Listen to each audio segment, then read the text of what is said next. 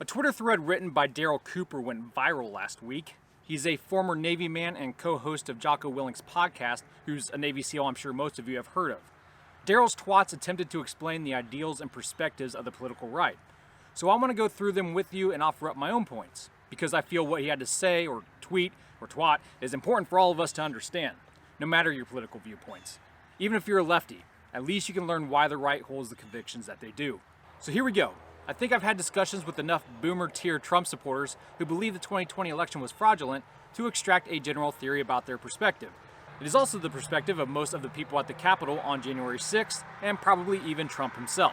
So Daryl's starting off here by distancing himself from these people, maybe to show himself as an unassociated third party, an outsider with an outsider's perspective. But soon you'll notice that he quickly broadens this perspective to the viewpoint of most Americans, including himself. And to be fully transparent here, I did not vote for Trump or Clinton in 2016. I didn't trust either of them. I identify as a constitutional libertarian with conservative values.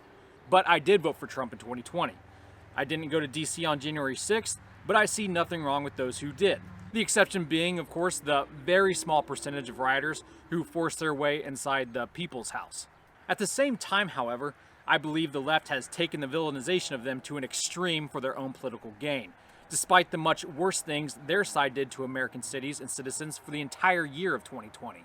Most of these people believe some or all of the theories involving midnight ballots, voting machines, etc., but what you find when you talk to them is that while they'll defend those positions with info they got from Hannity or Breitbart or whatever, they're not particularly attached to them.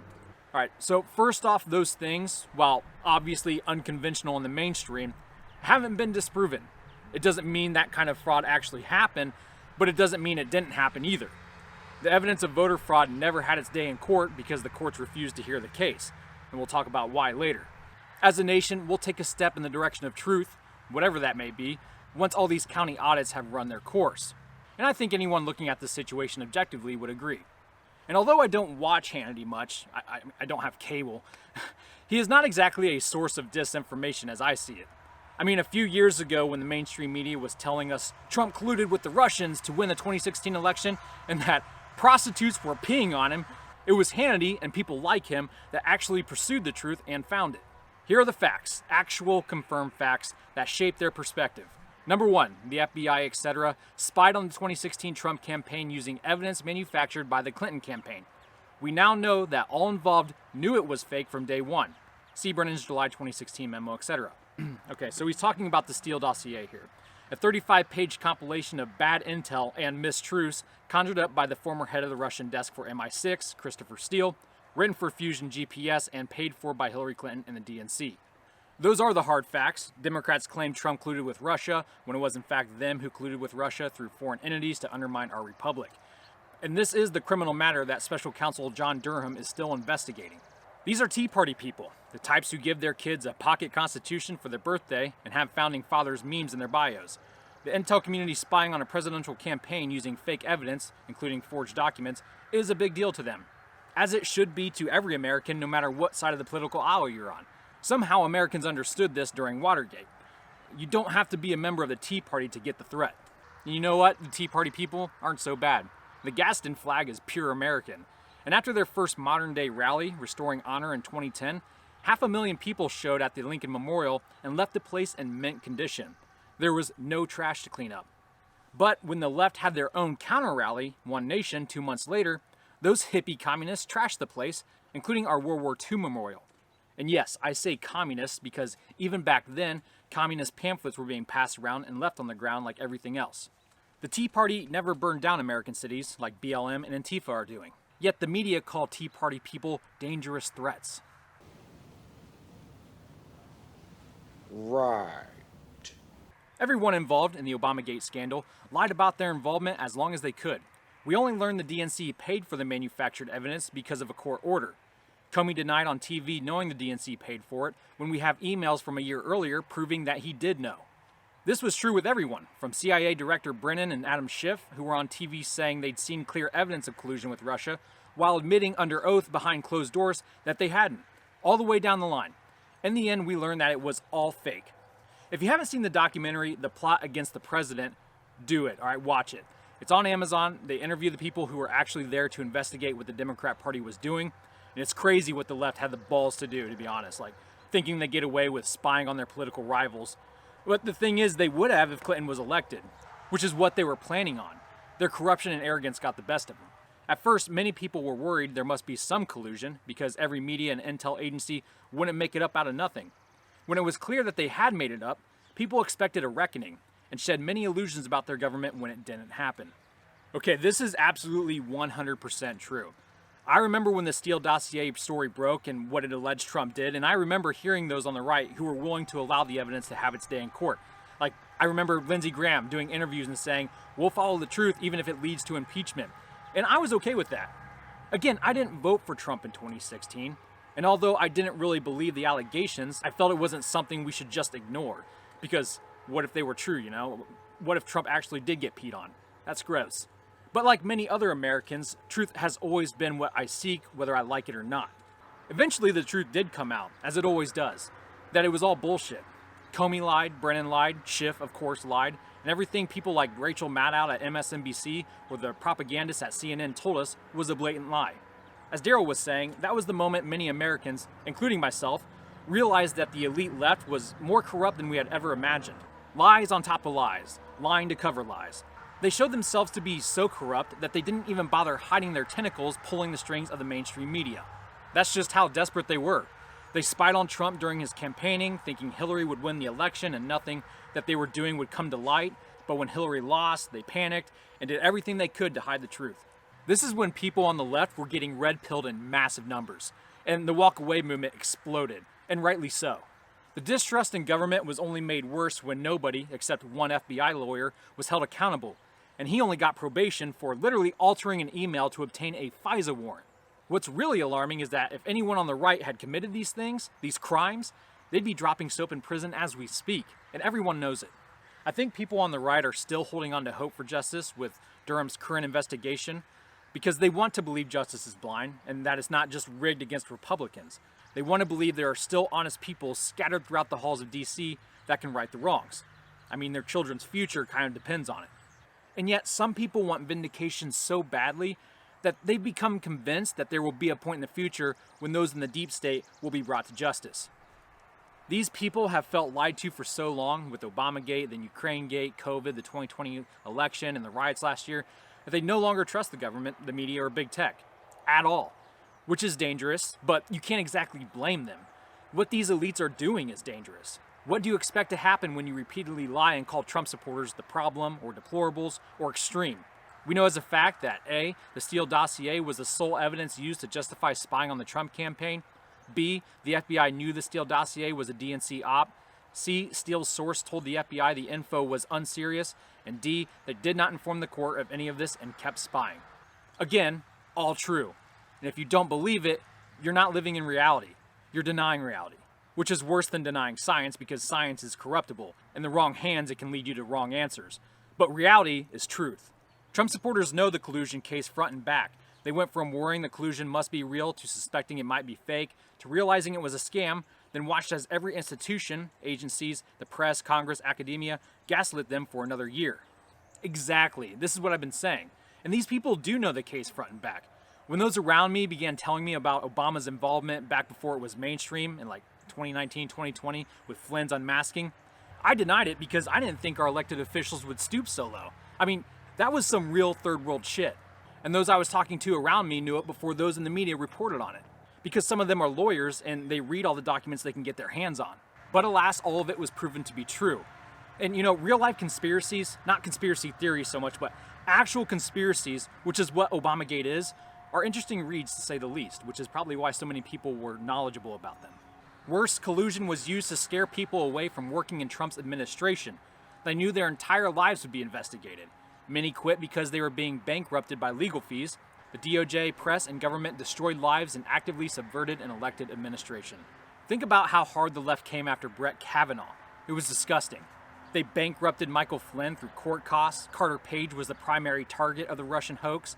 They came after Trump's son, Don Jr., even though it was Biden's son, Hunter, who was working with the Russians and the Chinese. The FBI raided the home of Roger Stone, and they're still going after Trump's legal team. Giuliani recently had his law license suspended in New York without so much as due process. Why? Because he dared to question the election results. So much for free speech. The elite left are no longer liberal. They have proven themselves to be authoritarians.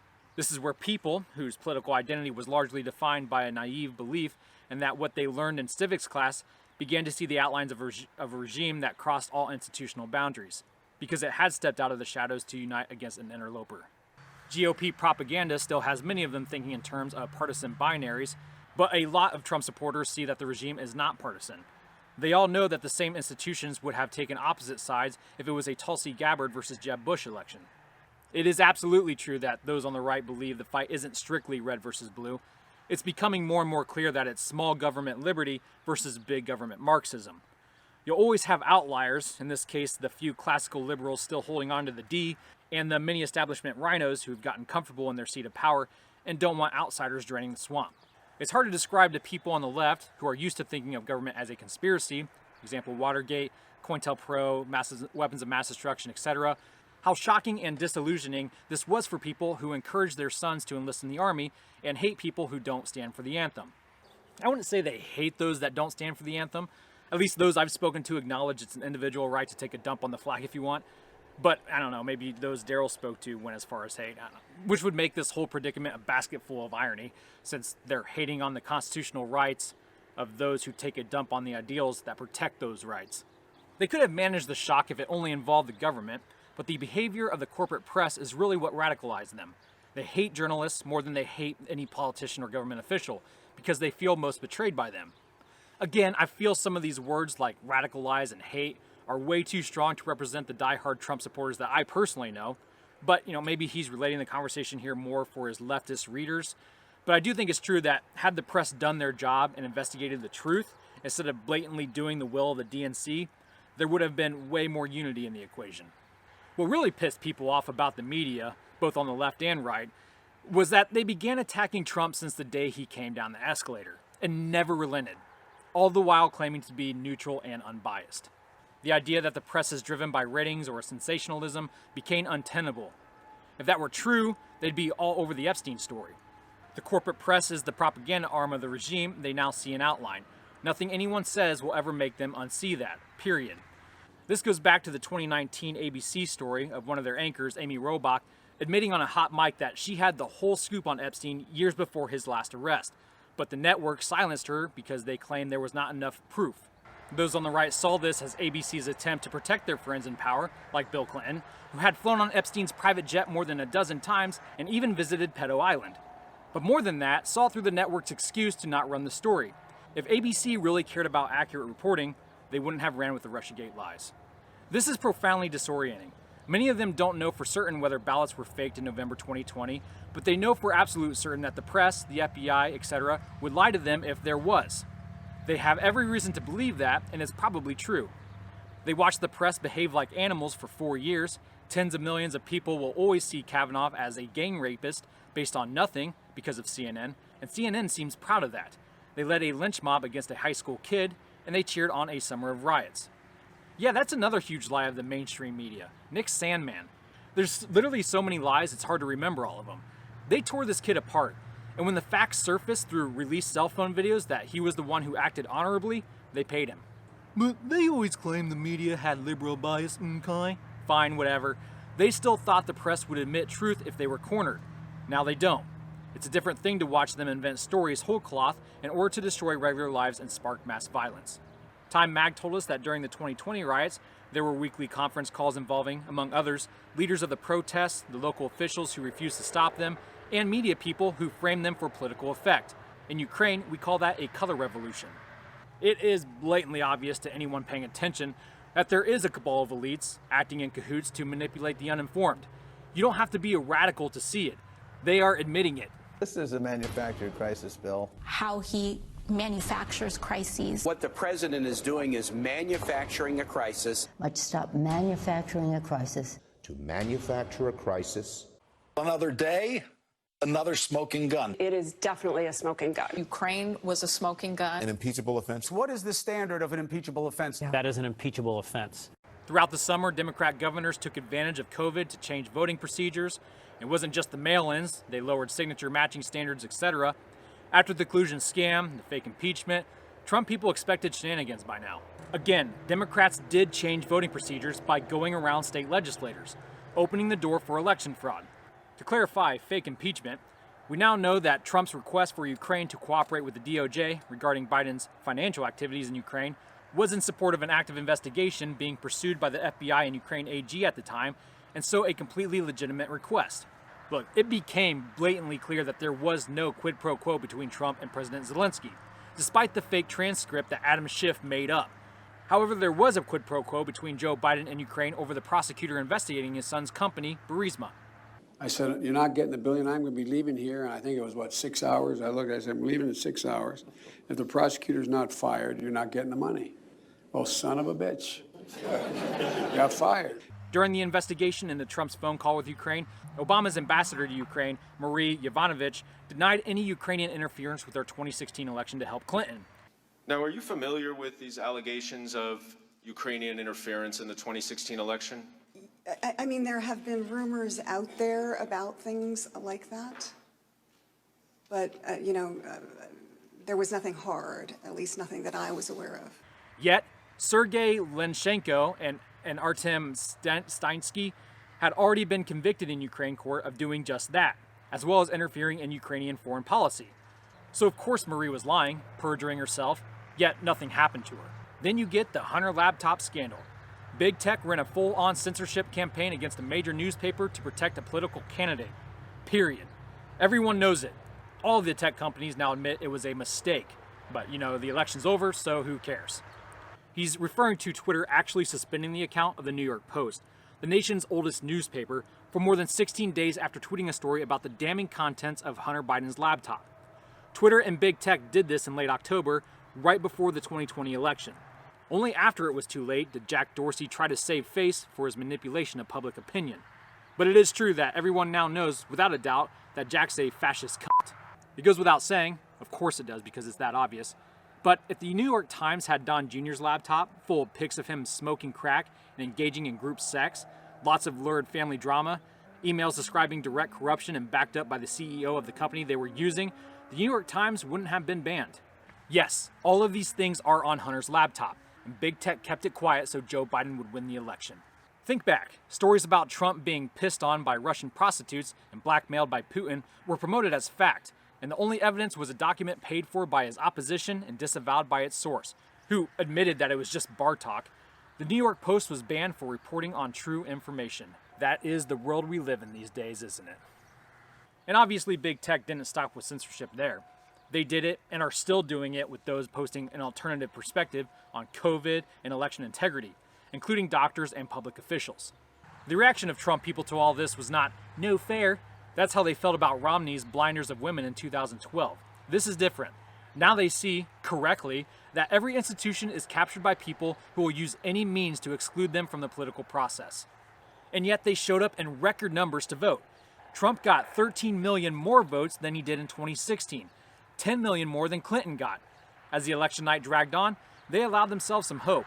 But when the 4 critical swing states, and only those states, went dark at midnight, they knew. And I remember that night perfectly. I stayed up late with the lawyer wife and my brother who was visiting. These few remaining states said they were done counting for the night, which was unprecedented. So I went to bed knowing it was in the bag for Trump, but still twatted that I expected shenanigans and to wake up hearing of a Biden victory. Because the entire process was obviously FUBAR. I realized that by that point. And of course, all of our suspicions were justified. You want to try and tell me that this guy got more votes than any president in history? More than Obama? More than Trump? And these votes were legit using an unconstitutionally acquired mail-in voting scheme? F*** off. The left can call the right conspiracy theorists all they want. The reality is, the left has been wrong on so many things, from Russiagate to the Wuhan lab leak. They've proven themselves mentally incompetent. Over the ensuing weeks, they got shuffled around by grifters and media scam artists selling them conspiracy theories. They latched onto one, and then another increasingly absurd theory as they tried to put a concrete name on something very real. Unfortunately, he doesn't get specific here with what absurd conspiracy theories of the right he's referring to. Of course, I've had my fair share from those I've spoken to, but I always try to keep our back and forth grounded in facts as much as possible. Media and big tech did everything to make things worse. Everything about the election was strange. The changes to procedure, unprecedented mail-in voting, the delays, etc. But rather than admit that and make everything transparent, they banned discussion of it, even in direct messages. Dems are fighting against county audits, which are currently going on, which could restore the American people's faith in our elections if it turns out to be a nothing burger. Dems also don't want voter ID. So there comes a point where you have to ask, why would someone do all these things they're doing, if truth and fairness is their intention? It's not a conspiracy theory to question such a thing. It's common sense. You should question it. Did you guys see the news that just broke that the Biden administration is having the military fly illegal immigrants from the southern border to red states? Did you see that? By the way, I'm assuming most of you saw what Texas Democrat legislators did this week. They broke the law and quorum and walked off the job, boarded a private jet, because, climate change, guys, without masks on, like you and I would be forced to wear, with beer in hand, and flew to D.C. so Republicans couldn't pass a voting verification bill and have these traitors arrested, for subverting democracy. My fist meal as a fugitive. Excuse the typo, he must have had something else on his mind. They're so brave, knowing nothing will happen to them outside of being celebrated by the media in the D.C. swamp they retreated to.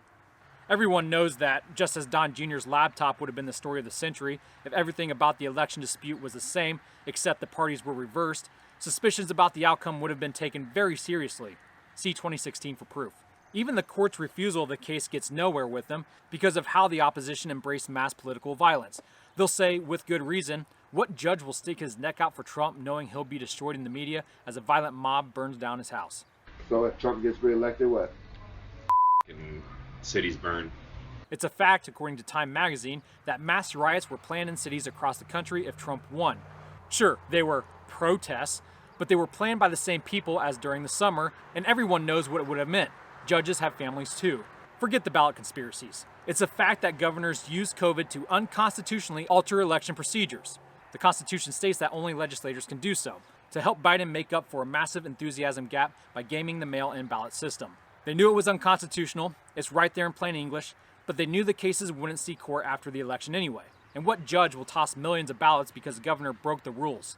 The threat of mass riots wasn't implied, it was direct. This information is enough to make any true American's blood boil. Gaming the system to take away the voices of the people, turning our great nation into a banana republic. A, the entrenched bureaucracy and security state subverted Trump from day one.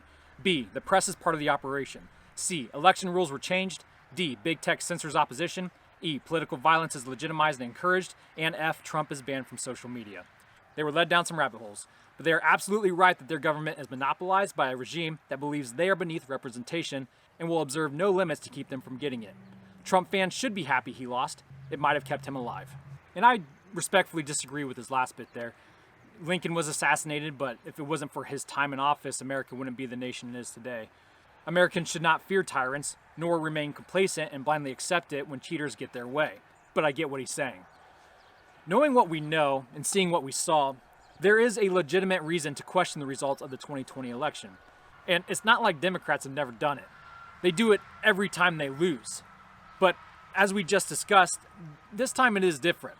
If not for the sole reason the election was held differently. And if you're going to call these cowards who unlawfully left their post patriots, then those that lawfully question Biden's presidency are America's finest super patriots. Last thoughts I want to leave you with. And I'm talking to any liberals watching, not progressives, but actual liberals who believe in American values. Biden may have been your guy, but those who snuck him into office are the ones controlling him, and they are not on your side. Your party, like it or not, has been hijacked by communists. Guys like that. What are we gonna do with them? Gulag. Liberals get to fucking wall first. What are we gonna do with those people that resist the change? Because that's a big deal. Well, I'll tell you what. In Cuba, what do they do to reactionaries? They shot him on the beach. And I'm hoping to talk more about Marxism soon. In the meantime, know that I stand with the people of Cuba, just like I do the people of Hong Kong and China that are fighting for their freedom against communist regimes. And despite the lies the mainstream media is pushing, saying, they're just fighting for vaccines, okay? No. The communist beliefs that you share with the Cuban government is what they are fighting. But we'll talk more about that another time. Godspeed.